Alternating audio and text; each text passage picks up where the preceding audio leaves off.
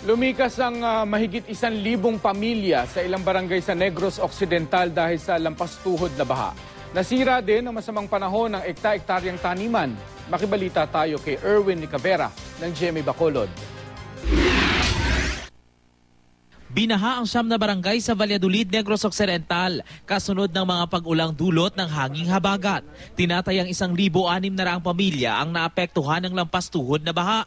Lumikas ang ilan sa kanila. Wala ko katulog. Wala ko katulog. Kapila na ako mag-ilis, damo na gani lalabahan ko daw. Aminado ang mga opisyal ng barangay na matagal ng problema ang pagbaha sa kanilang lugar. Mabilis daw bahain ang lugar dahil mababa ito at malapit pa sa dagat. Tanahon to namon sa kay nagpabalo naman kami to sa DSWD, naghambal man sila nga ananya kay mabulig man sila samon. Namahagi na ng relief goods ang lokal na pamahalaan sa mga apektadong residente sa Valladolid. Sa ngayon, humupa na ang baha roon at nakabalik na sa kanilang mga bahay ang mga lumikas.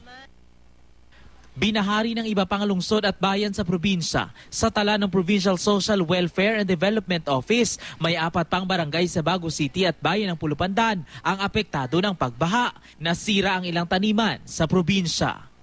Erwin Nicavera, Nagbabalita, Pilipinas.